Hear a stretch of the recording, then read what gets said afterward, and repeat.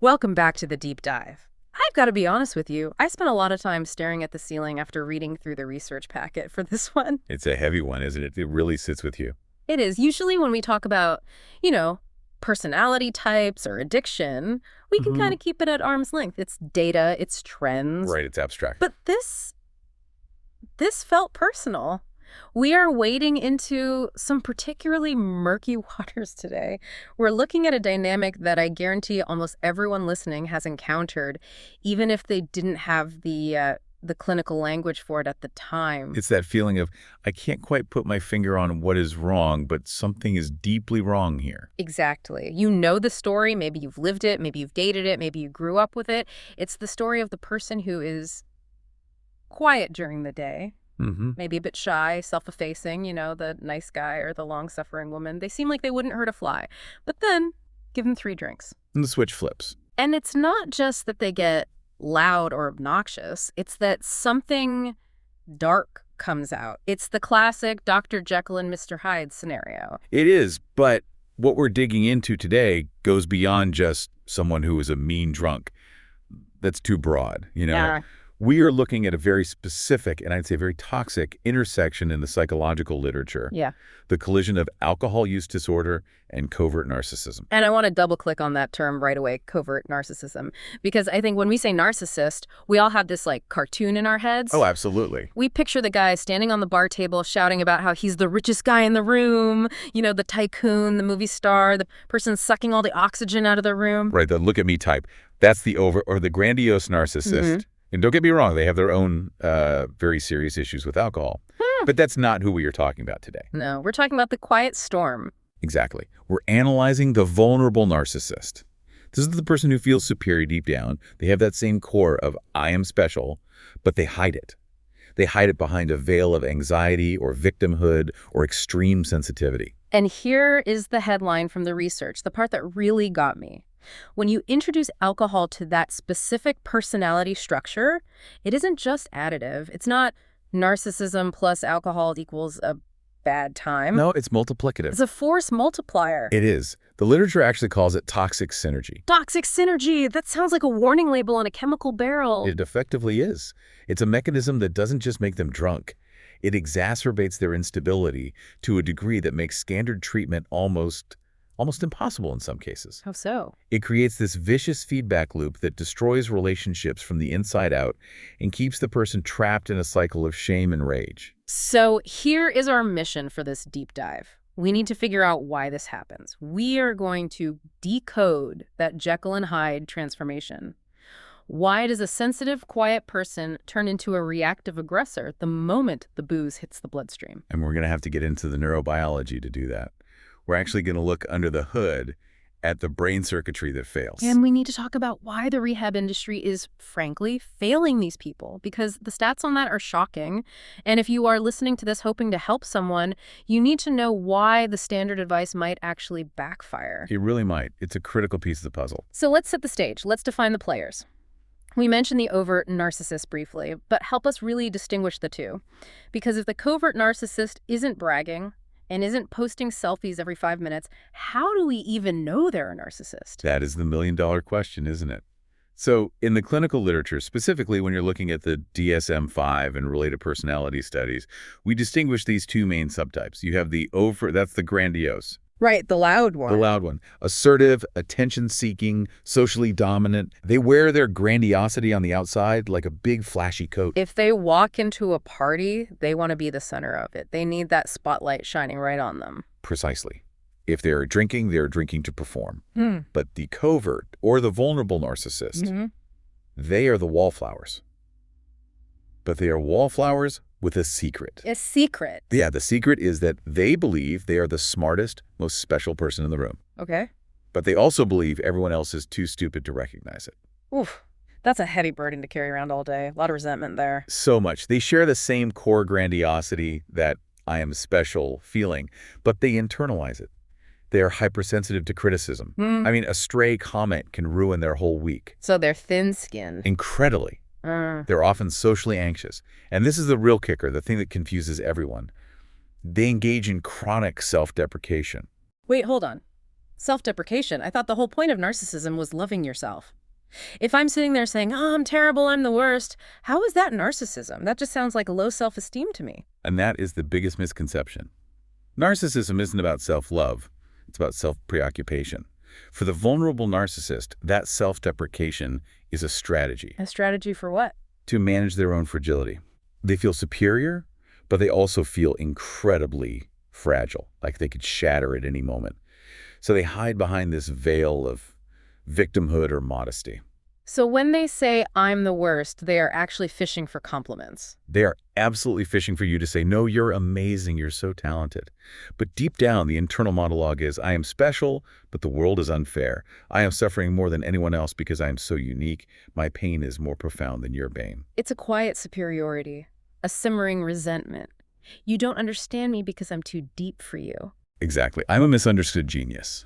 And this resentment, this bitterness, that's the fuel that the alcohol is eventually going to ignite.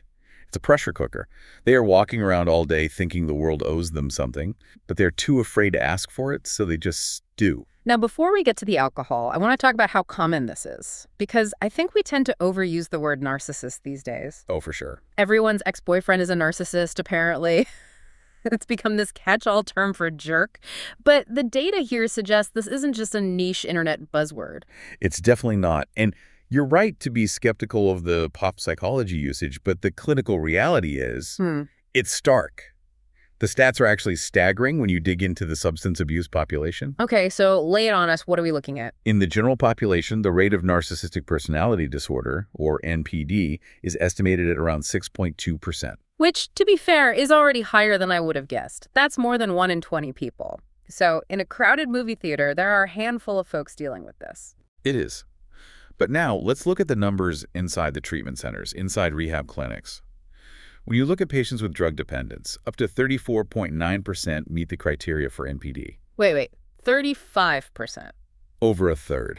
So you're telling me if I walk into a rehab clinic, 1 out of every 3 people there might not just be dealing with addiction, but with this underlying personality structure? Potentially, yes. It's a massive comorbidity. Yeah. And for alcohol specifically, roughly 19.6%. So about 1 in 5 of those with substance dependence meet the criteria. Wow. And the reverse correlation is just as strong. Nearly 22% of people who are diagnosed with NPD also have a co-occurring alcohol use disorder. That's a massive overlap. It's not a coincidence. There's something happening there. It's undeniable. And the key takeaway here isn't just narcissists like to drink. It's that the narcissistic traits are intrinsically woven into the mechanism of the addiction itself. You can't separate the two. Which would explain why treating just the bottle doesn't work. You're trying to put out a fire, but the arsonist is still living in the house. That's a great way to put it. The personality disorder drives the addiction, and the addiction reinforces the personality disorder. It's a closed loop. This leads us perfectly into the why, because motives matter here, right? I assume the reason the loud, table-dancing, overt narcissist drinks is fundamentally different from why the shy, resentful, covert narcissist drinks. You've hit the nail on the head. The behaviors might look the same at 2 a.m., slurring, stumbling, passing out, but the psychological engine driving them is completely different. So let's break down the grandiose type first, just for contrast. Why are they drinking? What's their goal? For the grandiose type, it's about what we call enhancement motives. Enhancement, like making a good time even better. Exactly. They drink to show off. They drink to bolster their social status, to feel more powerful, more dominant. They're the ones buying the whole bar a round of shots. Not because they are generous. But because they want to be seen as the king of the bar. Exactly. It's a performance. It's branding. They view alcohol problems as almost a badge of honor. The party animal identity reinforces their extroversion. It proves they are dominant. Look at me. I can outdrink everyone and still close the deal in the morning. Right. The whole work hard, play hard ethos, it's an ego burst. I am invincible. But for the covert narcissist, the motive is the complete opposite. It's not enhancement. It's coping. Coping. Coping with what? If they secretly think they're special, what are they coping with? They're coping with the constant painful gap between how special they feel and how the world actually treats them. The disappointment. The crushing disappointment. Remember, they are plagued by this secret internal battle. They feel special, but they also feel deeply defective. They are constantly scanning for rejection, for any sign that they aren't good enough, so alcohol becomes a chemical refuge. A refuge. That's a softer word than I expected. It implies safety. For them, it is safety. It serves a protective function. It allows them to escape the crushing weight of their own self-judgment, that inner critic that is just screaming at them all day. So it quiets the noise. It quiets the noise. And this leads to a critical concept in the literature called impaired control. Define that for us.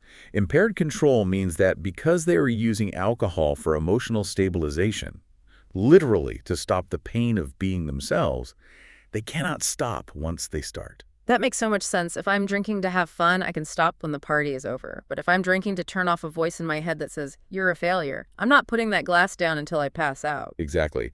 As long as they are conscious, Right. the pain is there. So the alcohol is the only anesthetic. And this creates what the research calls the consequence gap. The consequence gap. Think about it. The grandiose type might drink more volume socially. They might wreck a car or get into a fistfight. Those are external consequences. But the vulnerable type actually experiences more internal negative consequences, more distress, more shame, more reactive aggression because of why they are drinking. Their drinking is causing them more psychological pain, even if they're drinking to stop the pain. Precisely. The grandiose guy wakes up hungover and laughs about it, tells it as a story. The covert guy wakes up hungover and hates himself even more. Which triggers the need to drink again. It's a tighter, faster spiral. It is. Because they drink to escape feelings of inadequacy, when they sober up and those feelings return tenfold, the urge to go back to the bottle is irresistible. Okay, so we have a shy, anxious person. They are full of secret resentment. They drink to numb their shame. That all sounds sad. It sounds tragic, honestly, but it doesn't sound like a monster. No, it sounds like a victim. Right. But the partners of these people in the stories in the source material describe a monster. They describe rage, cruelty, verbal abuse that would peel the paint off the walls. How do we get from sad, anxious drinker to abusive tyrant? How does a chemical refuge turn into a weapon? That transformation is where the biology comes in. We have to look at the neurobiology. We need to get under the hood at the mechanics of the monster, so to speak. Okay. Because what happens in the brain of a covert narcissist when ethanol hits the bloodstream is, well, it's like cutting the brake lines on a race car while simultaneously bricking the accelerator. Okay, that's a powerful image. Let's get into the brain. Paint the picture for us. What is physically happening? It's essentially a two-part failure in the brain circuitry. First, we have to talk about the prefrontal cortex, the PFC. The CEO of the brain, the logical part, the part that makes decisions. Right, the part that makes us act like civilized humans. It's responsible for what we call top-down inhibitory control. Now, think about the covert narcissist when they're sober. They are constantly inhibiting themselves. They are suppressing their entitlement, suppressing their anger, suppressing their judgment of you. Because they're afraid of rejection. They want to be liked or at least admired. They don't want to rock the boat. Exactly. They are socially anxious. They keep the lid on the pot tight. They are exhausted from holding it all in. So the nice guy act is actually just the PFC working overtime to hide all that resentment. In many cases, yes, it's a mask, a very tightly held mask. But alcohol is a depressant. And one of the first things it depresses is the PFC. It impairs it. It removes the filter. It takes the brakes off. So the CEO goes to sleep. And the toddler wakes up. And all that repressed anger, that secret belief that I'm better than you, comes bubbling up without any restraint. But that's only half the problem. The brakes are cut. What's the gas pedal? The gas pedal gets stuck to the floor. This involves a different part of the brain, the amygdala. The fear center. The brain's alarm system. The threat detection center, exactly. Alcohol hyperactivates the amygdala. Now remember, the covert narcissist is already hypervigilant. Even sober, they're looking for insults. Why did she look at me like that? What did he mean by that tone? So you take someone who is already paranoid that people are looking down on them and you dial up their threat detection to 11. That's exactly it. A minor neutral comment from a partner like, "Hey, did you remember to take out the trash?" is processed by the intoxicated, hyperactive amygdala not as a simple question. But as an existential threat. Yes, it's not take out the trash. Yeah. It's you are lazy, you are worthless, and I am the boss of you. And because the PFC is offline, they can't rationalize that away. They can't step back and say, oh, she's just asking about the trash. They only feel the attack, the raw emotional perception of being attacked. Which is why they react with such disproportionate rage. And there's a third component here that is particularly disturbing. And this is the part of the research that I found the most chilling. It involves dopamine. The reward chemical. The feel-good chemical. Yes. Alcohol, as we know, triggers dopamine in the ventral striatum. That's the reward processing center. But here's the twist. For an intoxicated narcissist engaged in an argument, lashing out or dominating their partner can actually feel chemically rewarding. Wait, what? So screaming at their spouse, belittling them, that gives them a dopamine hit, like eating chocolate or winning a slot machine. It relieves their internal tension. There's a concept called negative urgency, the tendency to act rashly when distressed. They feel this intense internal pressure, this shame, and by lashing out, they get a release. The brain associates the release of that tension with subverting someone else's boundaries. So it reinforces the aggression because chemically it feels good to win, to dominate, especially when they usually feel so powerless when they're sober. It's a self-reinforcing cycle. The brain learns, when I feel small, if I make you feel smaller, I feel big again. And alcohol greases the wheels for that entire transaction. That's terrifying. It's not just that they lose control, it's that being cruel becomes a reward loop. Mm. They are getting high on the cruelty itself. Which is why it's so hard to break the pattern. And this connects to another theory I saw in the notes, something called alcohol myopia. Now, myopia usually means nearsightedness. Yes, and that is exactly the metaphor. Alcohol myopia theory posits that alcohol narrows our attentional focus to immediate salient cues and blocks out the background context. Like putting on blinders or tunnel vision? Exactly. You can only see what's right in front of your face. But for the covert narcissist, this myopia manifests in three very specific, dangerous ways. Okay, let's break those down. What is the first one? The first is self-inflation. This is sometimes called the hideous switch in the literature from partners. The hideous switch. That sounds like a horror movie title. It feels like one for the partner. Sober, the covert narcissist is plagued by self-doubt. Am I good enough? Do they like me? Drunk, the myopia restricts their ability to process those doubts. Their focus narrows exclusively to any favorable self-appraisal they can find. So they completely flip their personality. They flip from vulnerable to grandiose. This is the Dr. Jekyll, Mr. Hyde moment we talked about. Suddenly, they aren't the victim anymore. They are the king. They are God.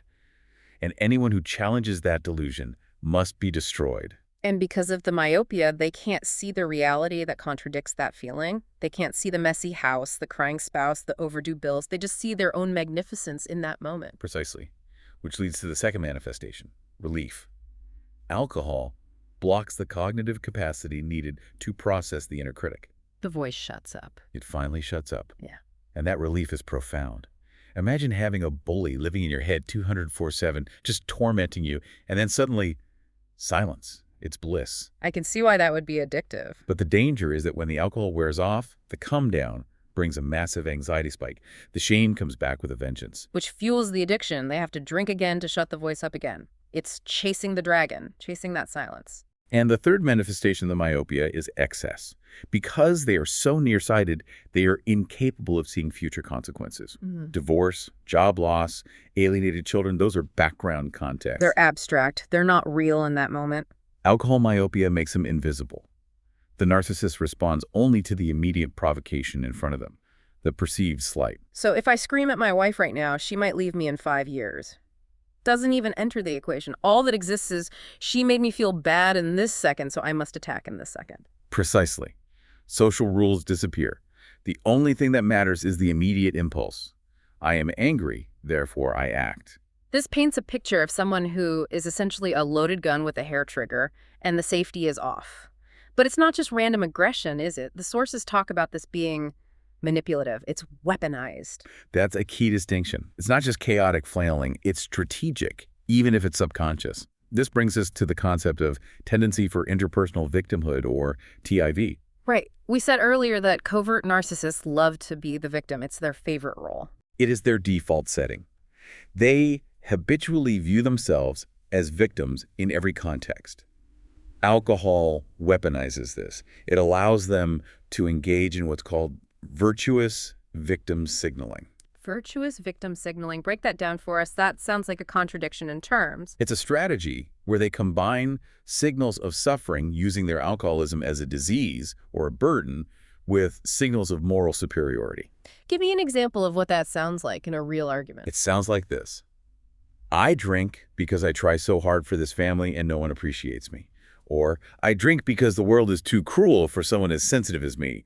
If you had my depth of feeling, you'd drink too. Oh, that is insidious because it traps the partner completely. It's a perfect trap. It makes it impossible for the partner to challenge them without looking abusive or unsympathetic.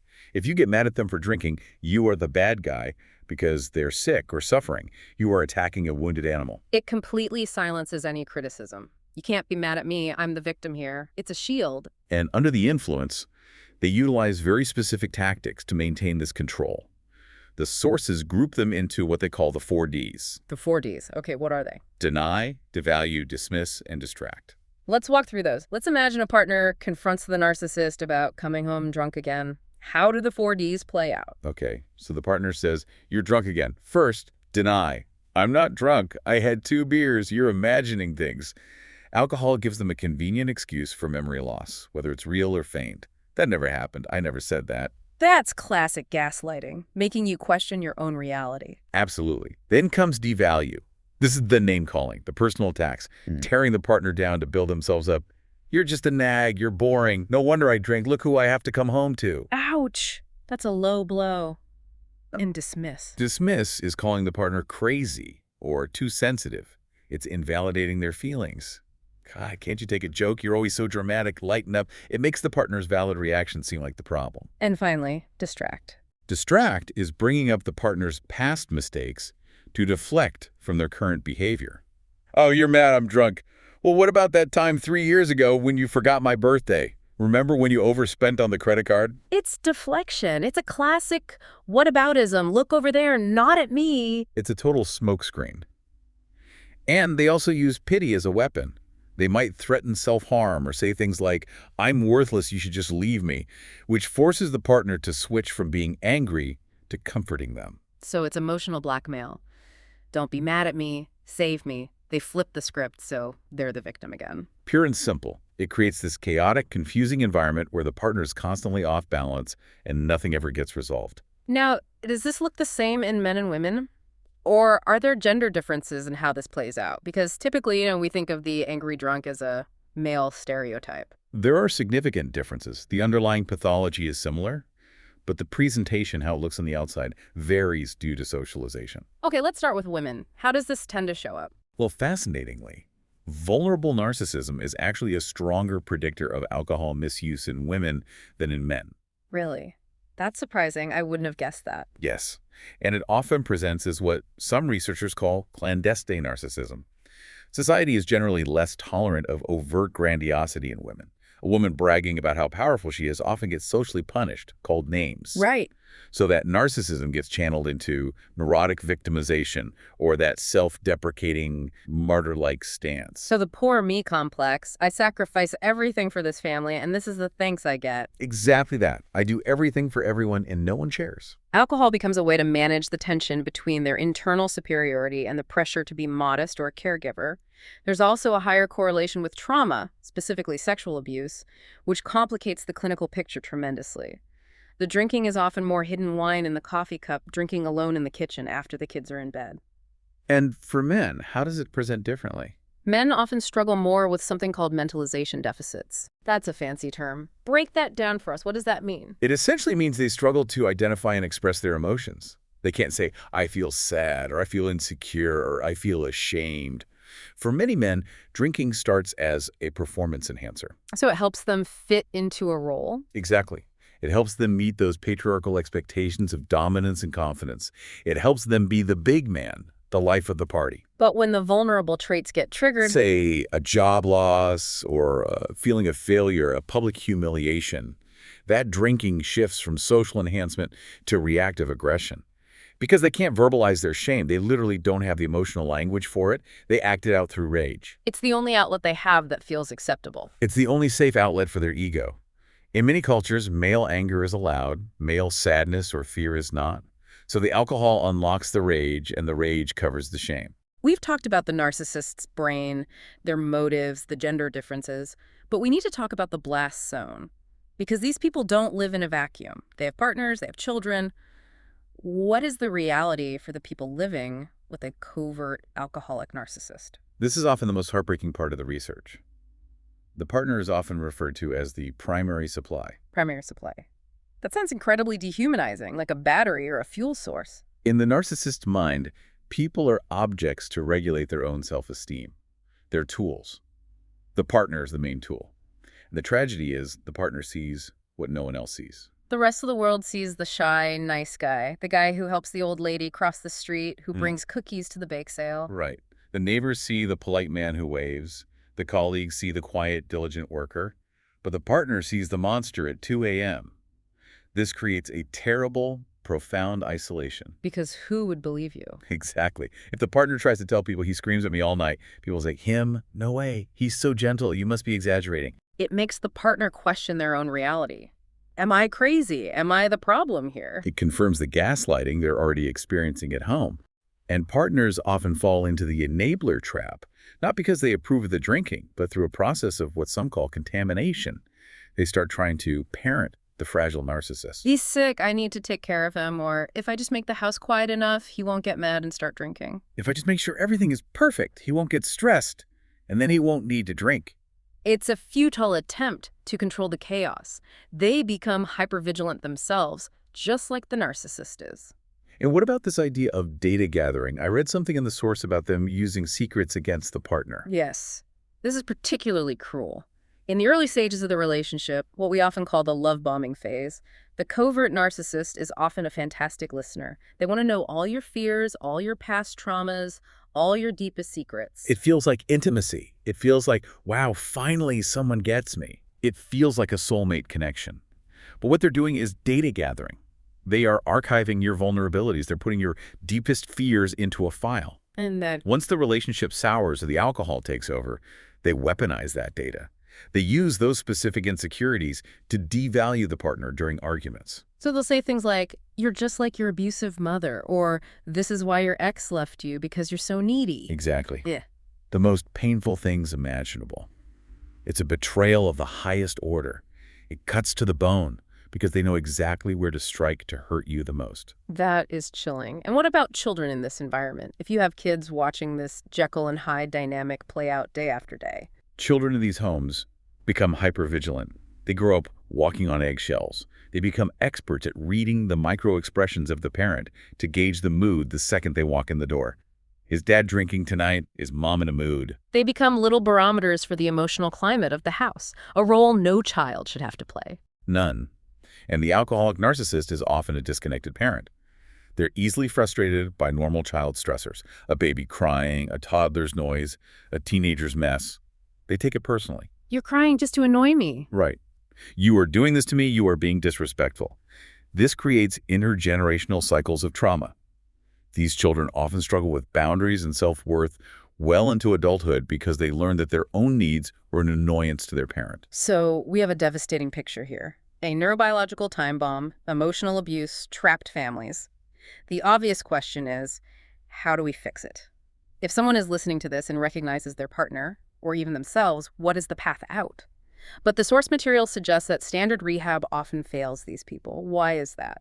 The failure rate is high because the barrier to entry is psychological, not physical. First, you have immense resistance. Narcissists perceive the need for help as a failure. To walk into a clinic is to admit you aren't perfect. And for someone whose entire life is built on hiding their imperfections, that's basically impossible. It's a massive narcissistic injury. Standard therapy requires vulnerability. It requires admitting fault. It requires saying the words, I was wrong, I hurt people. For a narcissist, admitting fault feels like a physical attack. It threatens their entire self-concept. And what about the confrontation? You know, a lot of addiction treatment is about tough love, breaking through the denial, the classic intervention you see in movies. That works for some types of addicts. For a covert narcissist, it backfires completely. If you confront them aggressively, they will retreat into either white-hot rage or martyrish withdrawal. They'll quit therapy and say, the therapist was abusive to me, they didn't understand my unique pain. They become the victim of the treatment. The doctor was mean to me. Exactly. They weaponize the therapy against the therapist. So what actually works?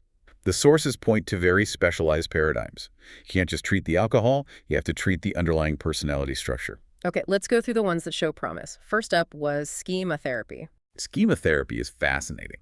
It identifies different modes the patient operates in. For the covert narcissist, they usually toggle between the vulnerable child, That's the shame, the fear, and the self-aggrandizer. That's the mask, the superiority. And the drinking, where does that fit in? The drinking happens in the detached self-soother mode. They use alcohol to numb the painful feelings of the vulnerable child mode. The goal of therapy is something called limited reparenting. The therapist tries to validate the needs the patient lacked in childhood, giving them the support they never had, so they don't need to soothe themselves with vodka. That sounds incredibly patient-heavy. It's not a quick fix, not a 28-day program. It takes years. It requires building a trust where the narcissist feels safe enough to drop the mask without being attacked. Another approach is mentalization-based therapy, or MBT. Right. This teaches the patient to separate their internal narrative from reality. It's about thinking about your own thinking. So helping them see the gap between their feelings and the facts. Yes.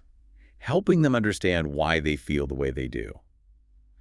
I feel attacked, but is my wife actually attacking me, or am I projecting my own shame onto her? It slows down that amygdala reaction we talked about. And the third one that was mentioned, Transference-focused psychotherapy, or TFP. This is very intense. It focuses on the relationship with the therapist in real time, in the room. It allows the therapist to call out the grandiosity as it happens, but in a safe way. so they might say something like, I noticed when I said that, you rolled your eyes. It seems like you feel I'm beneath you right now. Can we talk about that? It forces them to confront the behavior in the moment. it sounds like all of these require the narcissist to actually show up and stay in the room and want to change. That is the catch. The prognosis depends heavily on what clinicians call leverage. Leverage, what do you mean by that? They rarely enter treatment because they want to get better. They don't think they have a problem. They think the world has a problem. They enter because they are threatened with the loss of something they value. A spouse who is finally leaving, a job they're about to be fired from, or their liberty because of a DUI. They are forced into it. It's not a choice. Yes. And this brings us to the concept of the narcissistic rock bottom. It's very different from a standard rock bottom. How so? A standard rock bottom might be losing your car or waking up in a cell. A narcissistic rock bottom only occurs when their version of reality completely collapses. When the evidence of their failure is so undeniable that they can no longer pretend they are special or a victim. So when the wife actually leaves, taking the kids and the money, and the boss fires them publicly? When the mask is completely shattered and there's nothing left to hide behind, yes.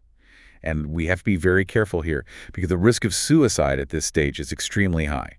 When that defense mechanism of grandiosity falls away, all that is left is that raw core of worthlessness. They have no defenses left against the shame. That is a heavy reality. It's a tragedy on all sides of the equation. It is. It's a tragedy for the person trapped in the cycle of shame and aggression, and a tragedy for the people who love them and get burned by the toxic synergy. So as we wrap up this deep dive, let's just recap the cycle. We're dealing with shame, which triggers the alcohol. The alcohol takes the brakes off the brain, PFC down, amygdala up. Right? This leads to a state of false grandiosity and alcohol myopia. That triggers aggression. The aggression leads to more shame, and the cycle repeats faster and faster. And in the middle of that cycle is the detached self-soother, trying to numb the pain while causing immense pain to everyone else. It's a sobering picture, literally and figuratively. I want to leave our listeners with a final thought, something to chew on. We talked about the primary supply, the partner who sees the worst of it. We often hear that phrase, in vino veritas. In wine, there is truth. People think the drunk person is the real person finally coming out. It's a very common belief. A drunk man's words are a sober man's thoughts. But based on what we've learned today, about the brain being hijacked, about the myopia, about the shame, if the narcissist reserves their worst behavior for the person closest to them, does the alcohol actually reveal who they really are? Or does it simply construct a defense mechanism so powerful, so volatile, that it destroys the very thing it's trying to protect? Is the monster the truth, or is the monster just the ultimate tragic guard dog for a fragile, broken ego? That is the question. And I think the answer to that changes how we view every interaction with them. It doesn't excuse the abuse for a second, but it explains the tragedy. Something to think about. Thank you for joining us on this deep dive. Stay curious, stay safe, and we'll see you next time.